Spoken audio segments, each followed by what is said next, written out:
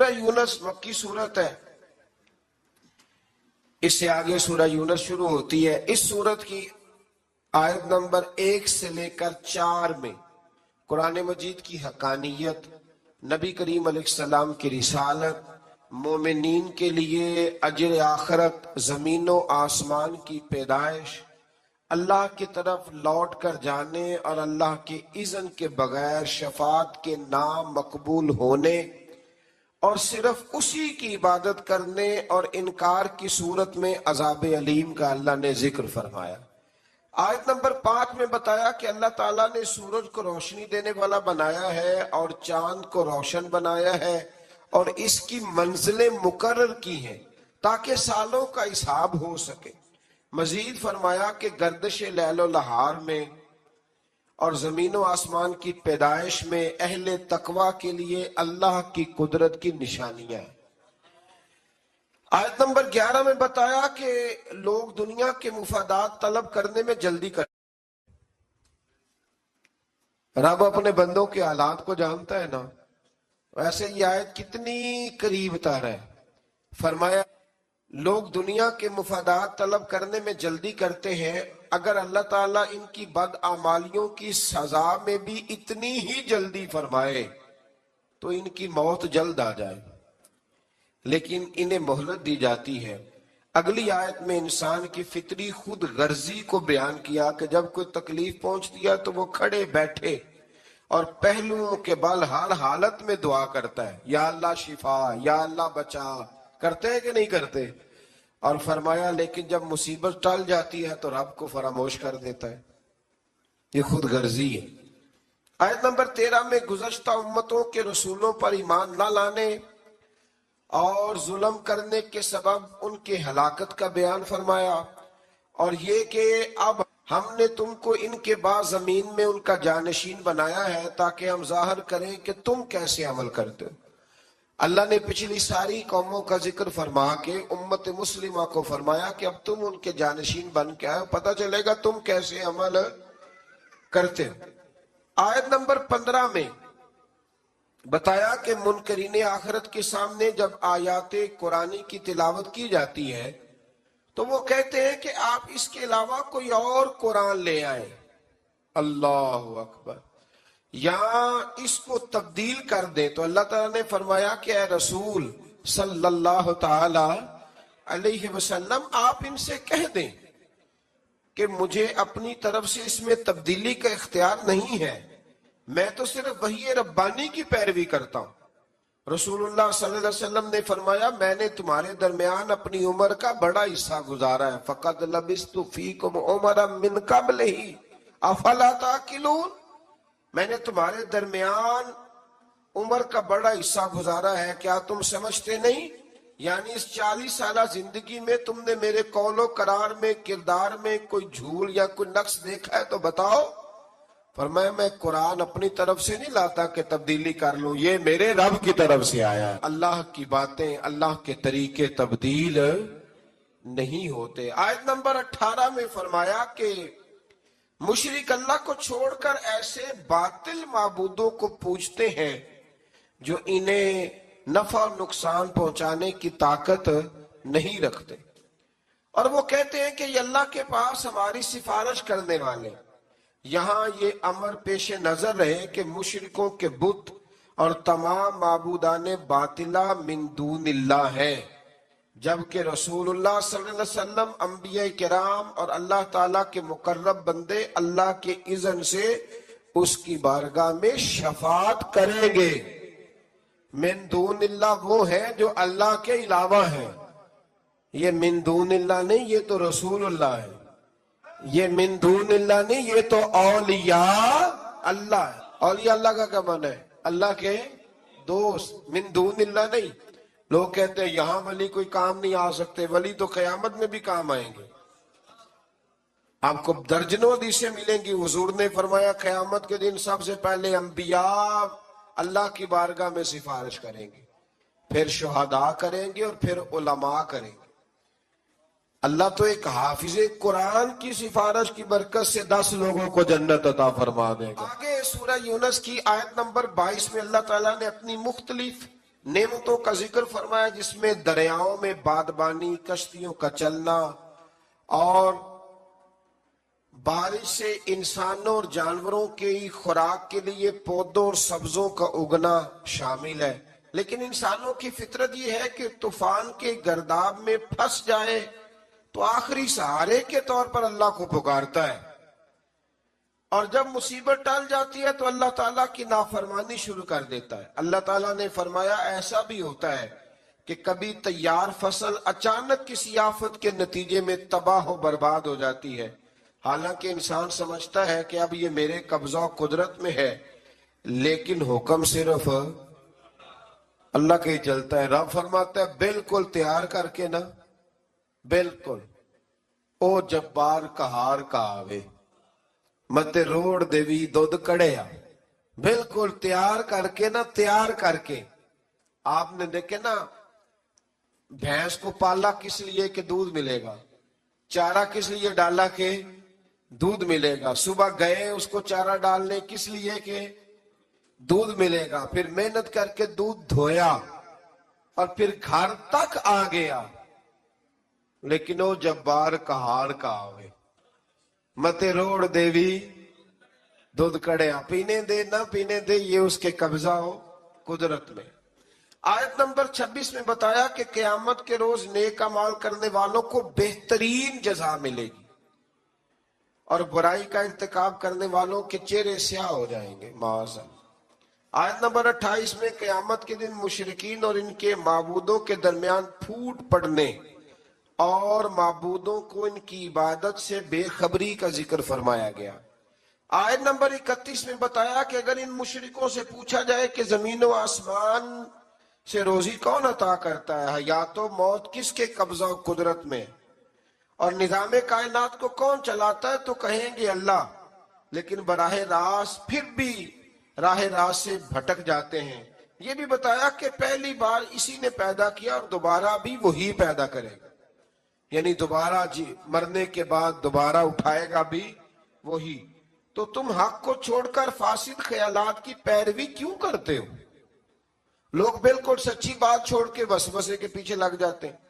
कुरान की हकानियत के हवाले से भी एक बार फिर मुनकरीन को चैलेंज किया कि अगर तुम्हारे नजदीक ये अल्लाह का कलाम नहीं तो इस जैसी एक सूरत बना लाओ। इन आयात में बार बार अल्लाह ताला की कुदरत और आखिरत के बारे में मुतनब्बे किया गया है। अल्लाह ताला ने रसूलुल्लाह सल्लल्लाहु अलैहि वसल्लम को फरमाया कि आप इनसे कह दें कि तुम लोग जो मुतालबा करते हो ना अजाब का, तो अल्लाह तुम्हारी जल्दबाजी की वजह से अपने फैसले नहीं बदलता। मैं अपनी जात के लिए जाती तौर पर नफा नुकसान का इख्तियार नहीं रखता, मगर उसी का जो अल्लाह चाहे। हर उम्मत के लिए एक वक्त मुकर्रर है, और जब वो वक्त मुकर्रर आ जाएगा तो एक घड़ी की तकदीम और ताखीर नहीं हो सकती। और फरमाया क्या तुम लोग ईमान लाने के लिए अजाब इलाही का इंतजार कर रहे हो कि पहले तुम्हें अजाब दिखाया जाए कि ना मानोगे तो सजा मिलेगी फिर ईमान लाओगे? अल्लाह अकबर।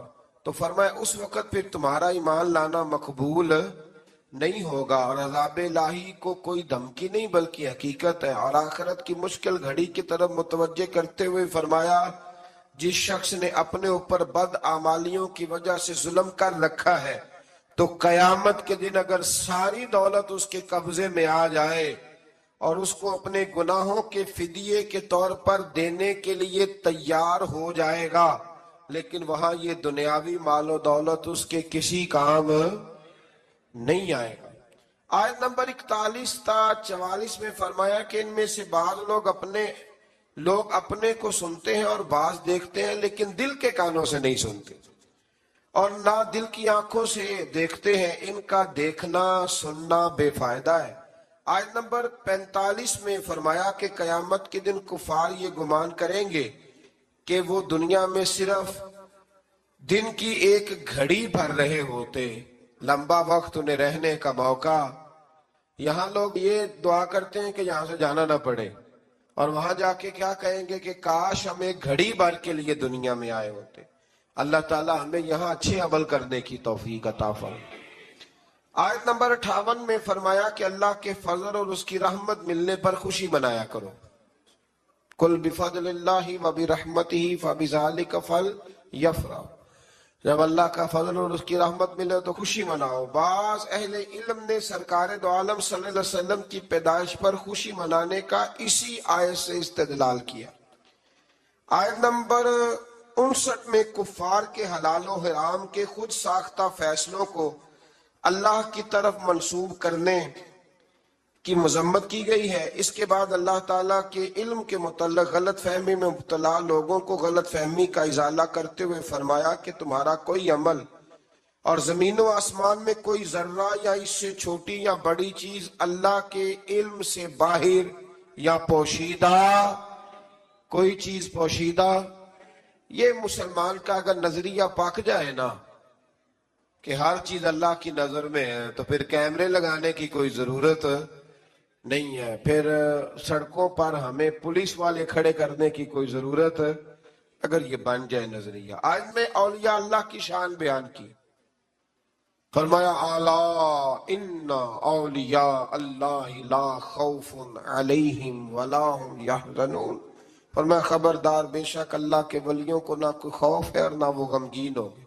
और फिर खुद इरशाद फरमा दिया कि वली वो है अल्लज़ीना आमनू व कानू यत्तकून, जो ईमान लाए और तकवा इख्तियार करते हैं। तो फरमाया दुनिया की जिंदगी में भी उनके लिए बिशारत है और आखिरत में भी अल्लाह के कलिमात में कोई तब्दीली नहीं होती, और ये बहुत बड़ी कामयाबी है। आयत नंबर 65 में सरकार दो आलम सल्लल्लाहु अलैहि वसल्लम को तसल्ली देते हुए फरमाया कि ए हबीब सल्लल्लाहु अलैहि वसल्लम, आप रंजीदा खातिर ना हो, मैं जो सब सरफराजियों का वाहिद मालिक हूं तो मैं आपका मददगार हूं।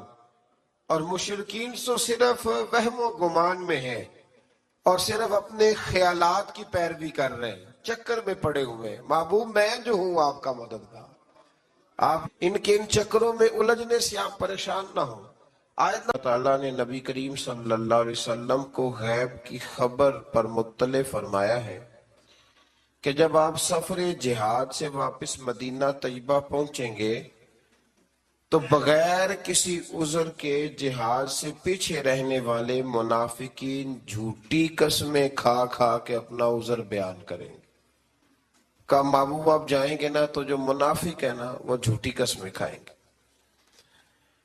अल्लाह ताला ने फरमाया कि आप इनसे कह दें कि बहाने बनाने की जरूरत नहीं है, अल्लाह ताला हमें तुम्हारे हालात से मुत्तले फरमा दिया है।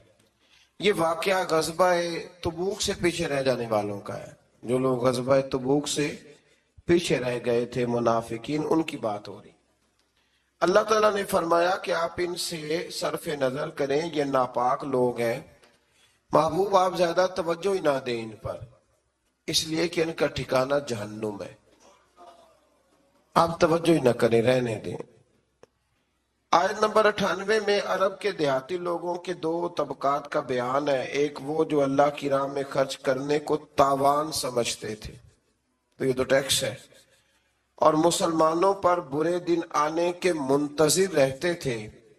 और दूसरे वो लोग हैं कि जो इसे अल्लाह ताला की रज़ा और नबी पाक सल्लल्लाहु अलैहि वसल्लम की नेक दुआओं का जरिया समझते थे कि अगर अल्लाह के राह में खर्च करेंगे तो अल्लाह राजी होगा और हुजूर की दुआ हमें नसीब होगी।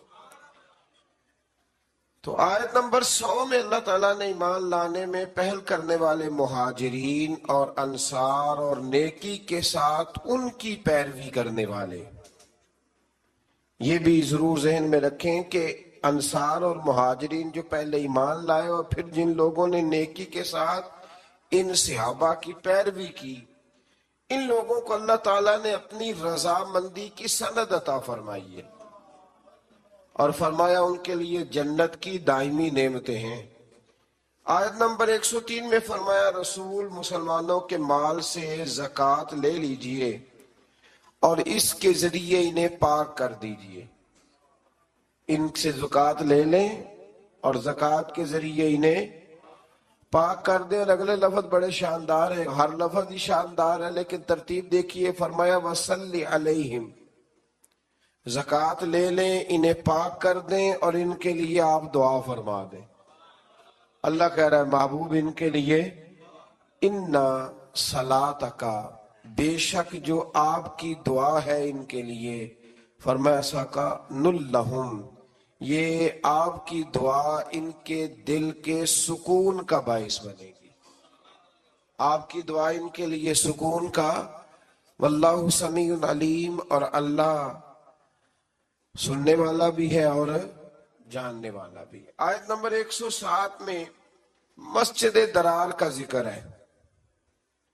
منافقین نے نا مسجد قباء کے پاس ایک نئی مسجد بنا لی تھی، مسجد درار، اور نبی پاک صلی اللہ علیہ وسلم کی بارگاہ میں حاضر ہو کے عرض کرنے لگے، یا رسول اللہ صلی اللہ علیہ وسلم تشریف لائیں اور ہماری مسجد کا افتتاح کر دیں۔ قرآن مجید پڑھ رہا ہوں، سورہ توبہ آیت نمبر 107۔ تو یہ جو لفظ میں اور آپ بول دیتے ہیں مسجد ہی ہے نا جی، مسجد ہی ہے نا، مولانا آپ مسجد سے روک رہے ہیں، مسجد ہی تو ہے۔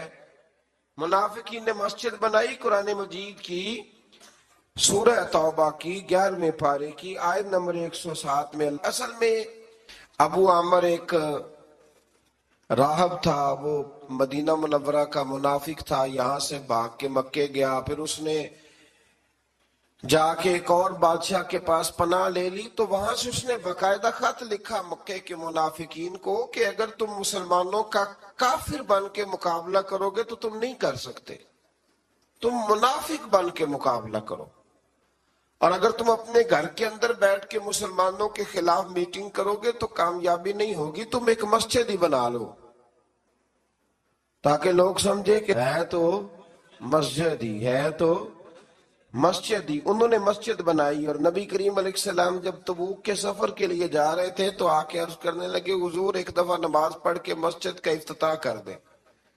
تو حضور نے فرمایا میں واپس آؤں گا تو تمہیں بتاؤں گا کیا کرنا ہے۔ حضور واپس آئے تو پھر حاضر ہوئے، حضور افتتاح کر دے، تو حضور نے فرمایا کرتے ہیں تمہاری مسجد کا افتتاح۔ حضور نے مولا علی شیر خدا رضی اللہ تعالیٰ عنہ اور کچھ اور صحابہ کی ڈیوٹی لگائی، کہا ذرا مسجد کا افتتاح تو کرو، گویا افتتاح تو کرو۔ وہ افتتاح کرنے گئے تو پہلے مسجد کو گرایا، پھر اس کی بنیادوں کو اکھیڑا، اور پھر اس کی بنیادوں کے اندر آگ جلائی، آگ جلائی۔ فرمایا یہ مسجد نہیں، یہ مسجد درار ہے، تفریق ڈالنے کے لیے بنائی گئی۔ قرآن مجید نے کہا مسجد درار کا ذکر ہے، منافقین نے ابو عامر راہب کی سازش یہ مسجد بنائی تھی، اور حضور صلی اللہ علیہ وسلم کو اس میں نماز پڑھنے کی دعوت دی تاکہ یہ مستند ہو جائے، لیکن اللہ تعالیٰ نے نبی پاک صلی اللہ علیہ وسلم کو اس میں نماز پڑھنے سے منع فرمایا، اور بتایا کہ اس مقصد کے مقاصد یہ ہے۔ اللہ کریم نے 4 مقصد قرآن مجید میں اس مسجد کے بنانے کے بیان فرمائے۔ فرمایا 4 وجہ سے بنائی گئی۔ پہلا مقصد یہ مسلمانوں کو تکلیف دینے کے لیے بنائی گئی، اور دوسرا مقصد یہ کفر کرنے کے لیے بنائی گئی، اور تیسرا مقصد اہل ایمان کے درمیان تفرقہ ڈالنے کے لیے بنائی گئی، فرقہ واریت کے لیے، اور چوتھا مقصد اللہ اور اس کے رسول صلی اللہ علیہ وسلم سے جنگ کرنے والوں کے لیے سازشوں کا مرکز بنایا گیا۔ کچھ مسلمان بڑے پریشان ہیں آج کل بھی، وہ یہ کہتے ہیں کہ جناب ہر جگہ اذان ہے، ہر جگہ قرآن ہے، ہر جگہ نماز ہے، ہم کدھر جائیں، کس طرف جا کے توجہ کریں، کس طرف جا کے ہم سارا خیال کریں۔ آپ الحمد سے لے کر والناس تک سارا قرآن پڑھ لیں، نہ کسی منافق کو مسجد سے اختلاف تھا، نہ قرآن پاک سے اختلاف تھا، نہ کسی منافق کو نماز سے اختلاف تھا، نہ بیت اللہ سے اختلاف تھا۔ منافق کو اگر تکلیف تھی تو نبی پاک کی عظمت اور شان کی تکلیف تھی۔ قرآن مجید کے اندر تو آپ کو منافقین کا ذکر جو ہے وہ انفرادی طور پہ ملے گا، تو 28ویں پارے میں تو پوری سورت ہے سورہ منافقون۔ تو سورہ منافقون کا جب آپ مطالعہ کریں گے تو کھلی واضح آیات ملے گی کہ جب منافقوں سے کہا جاتا تھا نا کہ نبی پاک کی بارگاہ میں آؤ، وہ سارے ہلا کے کہتے تھے سارے کام کرنے ہیں پر حضور کے پاس نہیں جانا۔ بلکہ عبداللہ بن ابی سلول سے جب کسی نے کہا کہ تو حضور کی تعظیم کیوں نہیں کرتا، تو یہ لفظ ہے امام رازی نے لکھے، لگا تم نے کہا کہ ان کا کلمہ پڑھو، ہم نے پڑھ لیا، تم نے کہا کہ ان کے پیچھے نماز پڑھو تو ہم نے پڑھ لی، تو اب تم کہتے ہو ہم معاذ اللہ محمد ابن عبداللہ کی عبادت ہی شروع کر دیں. یعنی وہ تعظیم کو عبادت کا نام دیتے تھے. منافقین کا طریقہ ہے کہ حضور کی تعظیم کو عبادت کا نام دیتے ہیں، حالانکہ وہ عبادت نہیں، وہ تعظیم ہے. تعظیم اور ہوتی ہے اور عبادت اور ہوتی ہے. اللہ تعالیٰ نے نبی پاک صلی اللہ علیہ وسلم کو فرمایا کہ آپ واپسی کے سفر میں مسجد قباء میں قیام کریں، جس کی بنیاد تقوی پہ رکھی گئی ہے اور جس میں اللہ کے پسندیدہ بندے نماز پڑھتے ہیں. منفی مقاصد کے لیے بنائی ہوئی اس مسجد کے برابر وہ مسجد نہیں ہو سکتی. اس سے معلوم ہوا کہ بعض اوقات بظاہر نیک کام اگر منفی مقاصد کے لیے کیا جائے تو اللہ کے ہاں اس کی کوئی قبولیت نہیں ہے. آیت نمبر 111 میں فرمایا کہ اہل ایمان کا اللہ تعالیٰ سے سودا ہو گیا ہے. سودا کیا ہوا ہے؟ انہوں نے اپنے مال اور جان اللہ کے ہاتھ فروخت کر دیے ہیں، یعنی وہ سب کچھ اللہ کی رضا کے لیے قربان کرنے کو تیار ہے، اور اللہ تعالیٰ انہیں جنت عطا فرمائے گا.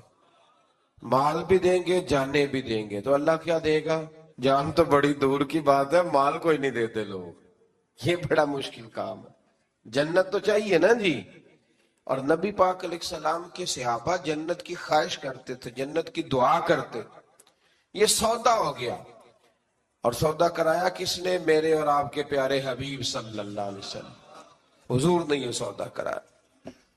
آیت نمبر 112 میں اللہ تبارک و تعالیٰ نے نا اہل ایمان کی علامتیں بیان کی ہیں کہ مومن ہوتے کون ہیں.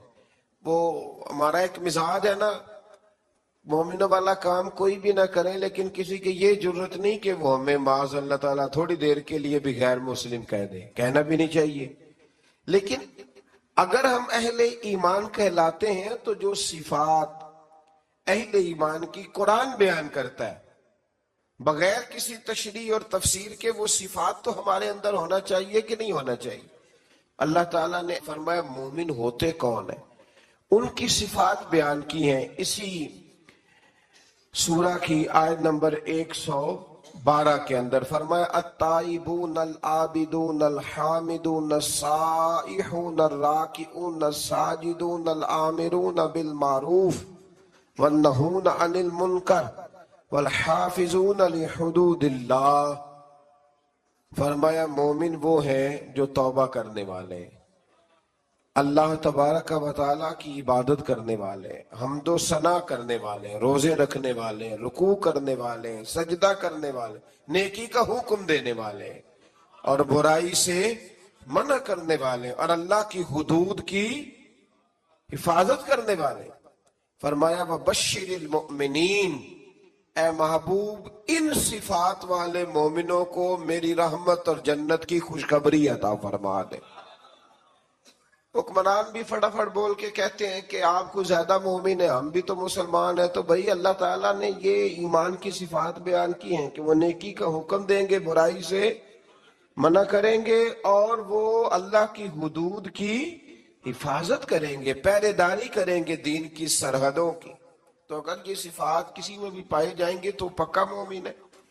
لیکن صفت کوئی بھی نہ پائی جائے. حضرت مولا رومی رحمت اللہ تعالی علیہ فرمایا کرتے تھے کہ درخت خالی اگے تو نہیں پتا چلتا کہ درخت ہے، لیکن اگر اس پہ کنو لگ جائے تو پتا چلتا ہے کہ مالٹے کا درخت ہے. فرماتے ویسے نہیں پتا چلتا کہ بیل کس چیز کی ہے، بیل کس چیز کی ہے ویسے پتا نہیں چلتا، لیکن اگر اس کے اوپر کوئی پھل لگ جائے تو پتا چل جاتا ہے کہ یہ کس چیز کی ہے. فرماتے بندہ دیکھ کے کیسے پتا چلے گا کس مذہب کا ہے؟ اذان ہو جائے، مسجد میں جا کے جماعت سے شامل ہو جائے تو پتا چلے گا محمد عربی کا کلمہ پڑھنے والا ہے، یہ رسول اللہ صلی اللہ علیہ وسلم کا غلام ہے. پتا تو کاموں سے چلے گا نا، کہ خالی لیبل لگانے سے پتا چلے گا. اللہ اہل ایمان جیسے کام کرنے کی توفیق عطا فرمائے. اسی سورہ مبارکہ کی آیت نمبر 118 میں غزوہ تبوک سے پیچھے رہنے والے 3 صحابہ حضرت کعب بن مالک، ہلال بن امیہ اور مرارہ بن ربی رضی اللہ تعالیٰ عنہ، یہ 3 پیچھے رہ گئے. ان کا بھی بیان ہے کہ انہوں نے جھوٹی بہانے بازی نہیں کی بلکہ اپنی غلطی تسلیم کر لی. انہیں ایک ابتلا کے دور سے گزرنا تو پڑا، لیکن اللہ تعالیٰ نے ان کی توبہ کی قبولیت کے لیے اپنے نبی پاک علیہ السلام پر وحی فرمائی، اور ان کا بہت بڑا اعزاز اللہ نے بیان فرمایا. سچ بولنا مشکل ضرور ہوتا ہے، انسان آزمائش میں مبتلا ہو جاتا ہے. حضرت کعب بن مالک بھی فرماتے ہیں کہ منافقین نے بھی تبوک سے واپسی پر حضور سے جھوٹ بولے تو وہ بچ گئے. پہلے میرے دل میں بھی یہ وسوسہ آیا کہ میں بھی کہہ دوں، کوئی بہانہ کر دوں، پھر سوچا کس کے سامنے کروں. جسے اللہ تعالیٰ نے سینوں کا نور اور علم عطا فرمایا ہے، ہر چیز حضور جانتے. کہتے میں نے کہا نہیں سچ بولنا. حضور نے فرمایا کیوں نہیں گئے تھے؟ تو میں نے کہا حضور غلطی ہو گئی، بھول گیا تھا. فرماتے حضور ناراض ہو گئے. 50 دن حضور ناراض رہے. میری بیوی کو میکے بھیج دیا گیا. فرماتے ہیں کوئی شخص میرے ساتھ بات نہیں کرتا تھا، حتیٰ کہ میرا یہ حال تھا کہ میں مسجد شریف میں نماز کے لیے جاتا، جب میں حضور کو دیکھتا تو نبی پاک رخ پھیر لیتے، اور جب میں توجہ کرتا تو مجھے سمجھ آتی کہ اس وقت میرے رسول مجھے دیکھ رہے ہیں. ہمارے صوفیہ ترجمہ کرتے ہیں نا قرآن کا، اور عشق کی ان داستانوں کا، میں ویکھاں تے میرا یار نہ ویکھے، چے بے نام ویکھاں تے او ویکھے تے ایڈے نصیب کتھوں تتڑی دے او میرے وچ ویکھن دے ویکھے. غلام فریدہ بوے یار دے مریے، پاویں ویکھے یا نہ ویکھے. تو آپ فرماتے ہیں کہ بہت سارے لوگ مجھے یہ وسوسہ دیتے تھے کہ دیکھا نا تو نے سچ بول کے تو پھر کیا ملا. تو فرماتے ہیں پھر اللہ نے فضل کیا، اور 50 دنوں کے بعد رب کریم نے میری توبہ کا اعلان قرآن میں فرمایا. فرمایا سچ بولا، وقتی طور پر آزمائش ہوئی، پر قیامت تک کے لیے میری توبہ کا ذکر اللہ نے قرآن مجید میں فرما دیا. اسی طرح سے آیت نمبر 122 میں بیان کیا گیا ہے کہ سارے مسلمان اپنے سارے مشاغل کو چھوڑ کر اپنے آپ کو دین کے لیے وقف نہیں کر سکتے. اللہ اس بات کو جانتا ہے کہ یہ وقف نہیں کر سکتے سارا کچھ چھوڑ کے. پس ضروری ہے کہ ہر علاقے اور طبقہ زندگی میں سے کچھ لوگ دین کی راہ میں نکلیں اور دین میں مہارت حاصل کریں، تاکہ وہ اپنی قوم کو اللہ کے عذاب سے ڈرائیں. یعنی پورے معاشرے پر یہ کام فرض کفایہ ہے. یہ تبلیغ کرنا، واعظ کرنا، یہ فرض کفایہ ہے. کچھ لوگ بھی نکل آئیں گے تو سب کی طرف سے یہ فرض ادا ہو جائے گا. اب مزے کی بات یہ ہے کہ جو ہماری طرف سے فرض ادا کر رہا ہوتا ہے نا، وہ ہمیں اچھا نہیں لگ رہا ہوتا. وہ ہمارے وزیر کہتے ہیں کہ جناح کا پاکستان چاہیے کہ عالم کا پاکستان چاہیے، نہ جناح کا پاکستان نہ کسی مولوی کا پاکستان. یہ پاکستان محمد عربی کا پاکستان ہے.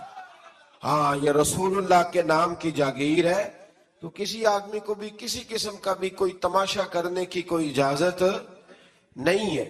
اگر سیکولر پاکستان ہی چاہیے تھا، وہ جناح کے پاکستان سے مراد یہ لیتے ہیں کہ سیکولر پاکستان جس کی بنیاد مذہب نہ ہو، تو پھر آپ کو علیحدہ ہونے کی کیا ضرورت تھی؟ پھر تو بہت بڑی سیکولر جمہوریت ہے ہندوستان کی، پھر آپ الگ کیوں ہوئے؟ کیا ضرورت تھی اتنے لوگوں کا خون بہانے کی؟ عجیب فلسفہ ہے، لوگ بیان کر دیتے ہیں اور سننے والے چپ کر کے سن لیتے. یہ قائد اعظم کے میں بڑی دفعہ حوالے دے چکا ہوں، جس کو ضرورت ہو وہ مجھ سے کتاب لے کے دیکھے. قائد اعظم پشاور یونیورسٹی میں تقریر کرنے کے لیے گئے تو بچوں نے پوچھا، پٹھانوں کے بچوں نے، کہ جناب دستور کیا ہوگا، منشور کیا ہوگا، پاکستان میں نافذ کیا کریں گے؟ تو کہنے لگے دستور منشور وہی ہے جو رسول اکرم نے بیان فرمایا ہے. پاکستان کے لیے نئے منشور کی ضرورت ہی کیا ہے؟ تو کہا کہ پاکستان بنے گا کب بنے گا؟ تو قائد اعظم نے کہا تھا کہ جس دن ہندوستان میں پہلے آدمی نے کلمہ پڑھا تھا، پاکستان اس دن بن گیا تھا. تو یہ عجیب فضولیات قسم کے لوگ ہیں اور کوئی ان کے منہ کو لگام دینے والا نہیں. اللہ تعالیٰ سمجھنے کی توفیق عطا فرمائے. آیت نمبر 124 میں اللہ تعالیٰ نے فرمایا کہ وحی ربانی نازل ہونے سے مخلص مومنوں کے ایمان کو تقویت ملتی ہے، اور جو منافق اور منکرین کے کفر اور نفاق کی بیماری ہے اس میں اضافہ ہوتا ہے۔ سورہ توبہ کی جو آخری دو آیات ہیں، اللہ اکبر، ساری آیات ہی کیا ہی بات ہے، پر ان آیات کا یہ مقام ہے کہ حضرت شیخ شبلی رحمت اللہ تعالیٰ علیہ کے بارے میں بعض بزرگوں نے لکھا ہے، یہ تواتر کے ساتھ بات ہے، بہت سارے مسالک کی کتابوں میں ہے، اور اس آیت کی تفسیر میں شاید سب سے شاندار بات یہ ہے۔ کچھ بزرگ کہتے ہیں کہ ہم نے خواب کیا دیکھا کہ نبی کریم علیہ السلام کی ہمیں زیارت نصیب ہوئی۔ کہتے ہیں حضور علیہ السلام کی زیارت نصیب ہوئی تو ہم نے دیکھا کہ خواب میں ہی حضرت ابو بکر شبلی تشریف لائے۔ یہ ہمارے سلسلہ مبارک کے بزرگوں میں سے ہیں، بہر شبلی شیر حق دنیا کے کتوں سے بچا، ایک کارا خبت واحد میری آ کے واسطے۔ حضرت شیخ شبلی تشریف لائے تو کہتے ہیں جب وہ آئے تو اللہ کے محبوب کھڑے ہوئے، حضور نے ان کو عزت دی اور نبی پاک نے ان کا ماتھا چوما، اور پھر رسول پاک نے انہیں اپنے ساتھ بٹھایا اور پھر بڑی محبت فرمائی۔ تو کسی نے حضرت شیخ شبلی رحمت اللہ تعالیٰ علیہ سے دریافت کیا، بلکہ اسی دوران ہی کسی نے پوچھا کہ اتنی زیادہ محبت، تو فرمایا جب بھی یہ میرا ذکر کرتا ہے نا تو سورہ توبہ کی آخری دو آیتیں بھی پڑھتا ہے، مجھ پر 3 بار درود پاک بھی پڑھتا ہے۔ تو وہ آخری دو آیات کیا ہے؟ لَقَدْ جَاءَكُمْ رَسُولٌ مِّنْ أَنفُسِكُمْ عَزِيزٌ عَلَيْهِ مَا عَنِتُّمْ حَرِيصٌ عَلَيْكُمْ بِالْمُؤْمِنِينَ رَءُوفٌ رَحِيمٌ۔ فرمایا بے شک تشریف لائے تمہارے پاس تمہیں میں سے ایک رسول، تمہارا مشقت میں پڑھنا میرے نبی پر گراں گزرتا ہے، مشقت میں تم پڑھتے ہو، تکلیف میرے رسول کو ہوتی ہے۔ اور ارشاد فرمایا جا رہا ہے عزیز علیہ ما عنتم حریص علیکم، فرمایا وہ تمہاری بھلائی چاہنے میں جلدی کرتے ہیں، بالمؤمنین رؤوف الرحیم، وہ مومنوں پہ رؤوف بھی ہیں اور رحیم بھی ہیں۔ 20 آپ کو حدیثیں ملیں گی کتب احادیث میں کہ نبی کریم علیہ السلام نے فرمایا میرا دل چاہتا تھا کہ عشاء کی نماز دیر تک لمبی کر دوں، تہجد تک اس نماز کو پڑھاؤں، پر تمہیں تکلیف ہوگی لہذا میں نماز لمبی نہیں کرتا۔ فرمایا میرا دل کرتا تھا ہر وضو کے ساتھ مسواک ضروری قرار دے دوں، تمہیں تکلیف ہوگی لہذا میں ضروری قرار نہیں دیتا، بلکہ ایک حدیث تو ایسی ہے سیاستہ میں کہ اس حدیث پر رکنے کو دل کرتا ہے، رکنے کو دل کرتا ہے کہ نبی کریم صلی اللہ علیہ وسلم نے فرمایا میں نماز پڑھا رہا ہوتا ہوں تو میرا دل کرتا ہے کہ میں لمبی نماز پڑھاؤں، پھر میرے دل میں خیال آتا ہے کہ پیچھے بیمار بھی ہوں گے، بوڑھے بھی ہوں گے، بچے بھی ہوں گے، نماز اللہ کی اور خیال امت کا۔ تو حضور فرماتے ہیں کہ میں نماز مختصر کر دیتا ہوں اور تمہاری تکلیف کا خیال کرتا ہوں۔ فرمایا فَإِن تَوَلَّوْا، پھر اگر وہ منہ پھیریں، فَقُلْ حَسْبِيَ اللَّهُ، تو آپ فرمائیں کہ ہمارے لیے اللہ ہی کافی ہے۔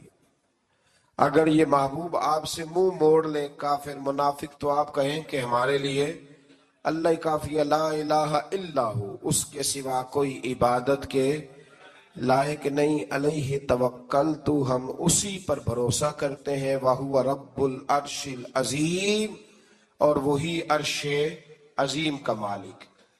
آیت نمبر 90 سے بیان کیا کہ ہم نے بنی اسرائیل کو سلامتی کے ساتھ سمندر پار کرا دیا تھا، اور فرعون اور اس کے لشکر عداوت اور سرکشی میں ان کے تعاقب میں آئے، یہاں تک کہ جب سمندر میں غرق ہونے لگے تو فرعون نے کہا میں اس ہستی پر ایمان لایا جس پر بنی اسرائیل والے ایمان، جب گوتے لگے نا 4 تو کہنے لگا میں ایمان لایا، جس کے سوا کوئی عبادت کے مستحق نہیں، اور میں مسلمانوں میں سے ہوں۔ حدیث پاک میں ہے کہ اللہ تعالیٰ عین موت کے وقت اور غرغرے کی کیفیت طاری ہونے سے پہلے اپنے بندے کی توبہ قبول فرما لیتا ہے۔ پہلے پہلے اللہ توبہ، لیکن اللہ نے یہ تو نہیں نہ بتایا کہ موت کا وقت کب آئے گا، اس لیے ہر وقت توبہ کرتے ہی رہنا چاہیے۔ لیکن اس مرحلے پر توبہ قبول نہیں ہوتی کہ جب انسان غوطے کھانے لگے تو پھر وہ کہے کہ ہاں اب میں توبہ کرتا ہوں۔ اسی طرح سے کچھ لوگ، ملا رومی رحمت اللہ علیہ فرماتے ہیں کہ وہ بھیڑیا بہت ضعیف ہو گیا تھا، تو ایک دن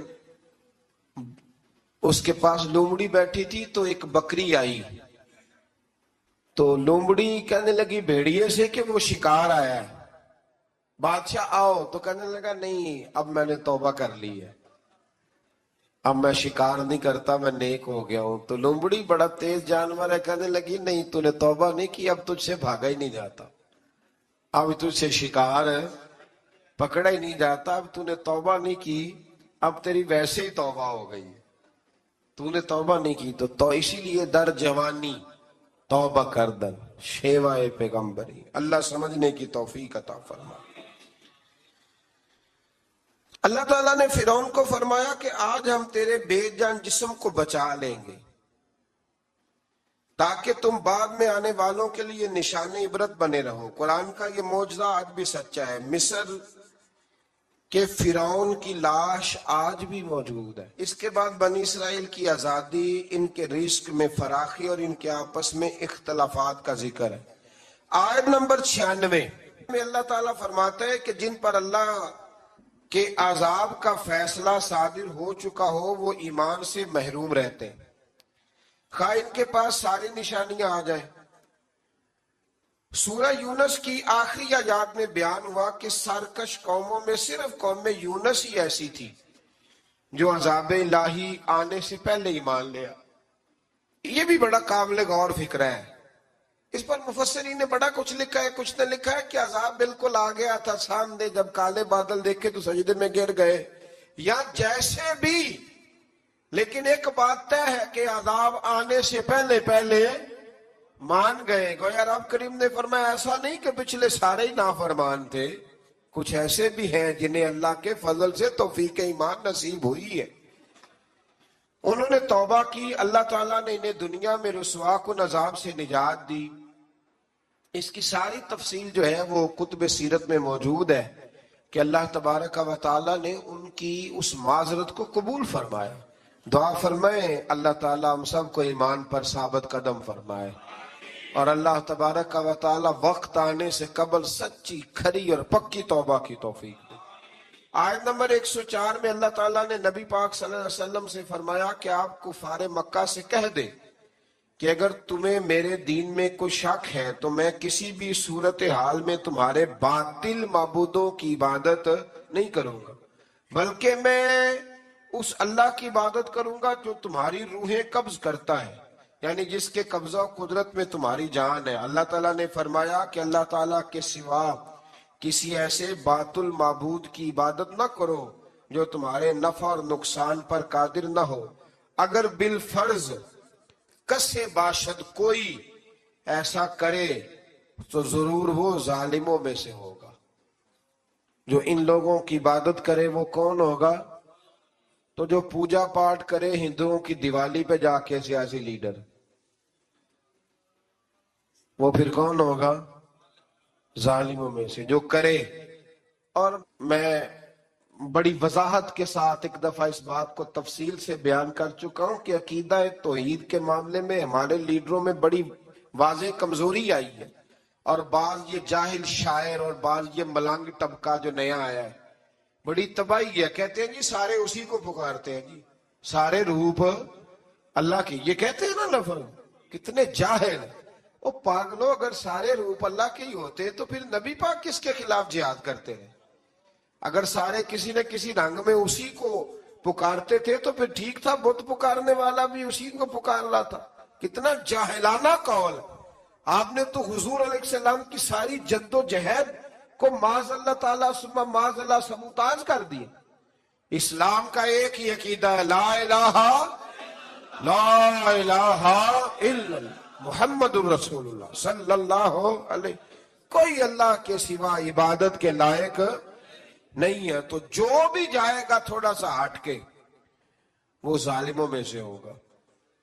آیت نمبر 107 میں فرمایا کہ ہر چیز اللہ تعالیٰ کی قدرت اور اختیار میں ہے، اگر وہ کسی کو تکلیف پہنچانا چاہے تو کوئی بچانے والا نہیں، اور اگر وہ کسی کے ساتھ بھلائی کا ارادہ کرے تو کوئی اس کے فضل کی راہ میں حائل ہو سکتا نہیں، اور وہ اپنے بندوں میں سے جس کو چاہتا ہے اپنے فضل سے نوازتا ہے، اور وہ بہت بخشنے والا اور مہربان ہے۔